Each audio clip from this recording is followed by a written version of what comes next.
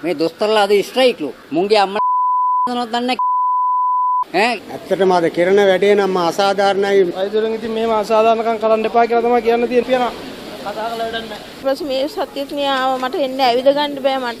අඩි 5ක් යන්න බෑ මට. අපි මේ සියලු දේවල් කරලා මේ ආරක්ෂාව සාතික කරමින් ඉන්න අතරේ තමයි ඊයේ රාත්‍රී 10 මාට පමණ දිවයින පුරා පැය 24ක වැඩ වර්ජනයක් පිළිබඳව අපිට දැනුවත් වෙන්න හම්බ වුණේ. අතරම මේ වැඩ වර්ජනය කැඳවපු වෘත්තීය සමිතිය කලින් කිව්වේ අද උදෑසන 8 වෙනකොට අත්තරම් ගත්තේ නැත්නම් මෙහෙම ඊළඟට උතුරු මැද පළාතේ වර්ජනයක් දියත් කරනවායි කියලා. එහෙමත් කරේ නැත්නම් තමයි තව පැය ගානකට පස්සේ දවසකට පස්සේ රට පුරා වර්ජනයක් දියත් කරනවායි කියලා කිව්වේ. නමුත් ඊයේ හදිසි දැනගන්න ලැබුණා රාත්‍රී කාලයේදී දිවයින පුරා අඛණ්ඩ වැඩ වර්ජනයක් පැය 24 වර්ජනයක් දියත් කරනවායි කියලා. ඒකෙන් මම හිතනවා මේ වෙනකොට රෝගීන් දැඩි අපහසුතාවකට පත් වුණා. මොකද සමහර රෝගීන් දුර බැහැර ඉඳලා රෝහල් වල සායන වලට ප්‍රතිකාර ගන්න එනකොට නැත්නම් OPD එකට එනකොට එයා සමහර රාත්‍රියේ බස් වල නැගලා ඒවට ඇවිල්ලා තියෙනවා.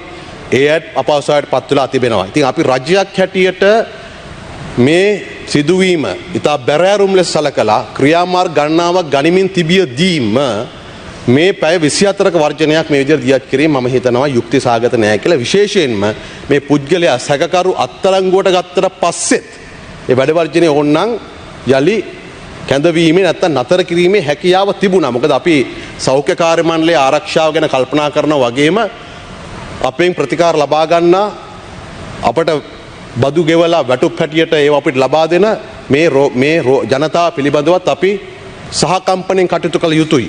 ඒ ජනතාව නිසා තමයි මේ රටක් ඉස්සරහට යන්නේ. ඒ නිසා මම හිතනවා අද වුණත් දැන් වුණත් මේ වැඩ වර්ජනය යලි කැඳවීම නැත්නම් නතර කිරීමේ හැකියාවක් තිබෙනවා. මම කරුණාකර ඉල්ලන්නේ මේ මොහොතේදී මේ කාලය අරගත්තේ වෙන මොකද නිසා නෙවෙයි. මේ රටේ මේ රජයේ රෝහල් වලට පැමිණෙන රෝගී ජනතාව පිළිබඳව කම්පනයක් අපට තිබෙන්නට ඕන කමක් තිබෙනවා. අපි මේ සියලුම වෛද්‍ය වෘත්තිකයන් ඇතුළු මේ සියලු සෞඛ්‍ය කාර්ය මණ්ඩලය වෙනුවෙන් ඔවුන්ට අවශ්‍ය කරන පහසුකම් ආරක්ෂාව ලබා දීම වෙනුවෙන් රජයේ මැදිහත් වෙමින් සිටින වෙලාවක මේ වැඩ වර්ජනය තවදුරටත් ඇදගෙන යන එක යුක්ති සාගත නෑ කියන එක මම එයාට කියන්න කැමතියි. අපිත් එක්ක සාකච්ඡා කරලා ඕන දෙයක් කරන්නට පුළුවන්. ඔබට දැනෙන්න ඕනේ අපි කරන වැඩවල තිබෙන විශ්වාසනීයත්වය පිළිබඳව. ඒ නිසා මේ වැඩ වර්ජනය නතර කරලා මේ සේවාව අපේ රටේ මහ ජනතාවට ලබා දෙන්නට කටයුතු කරන්න කියන ඉල්ලීම මම මේ වෙලාවේ ඉටු කරනවා. බොහොම ස්තුතියි වේලාව ලබා දුන්නට.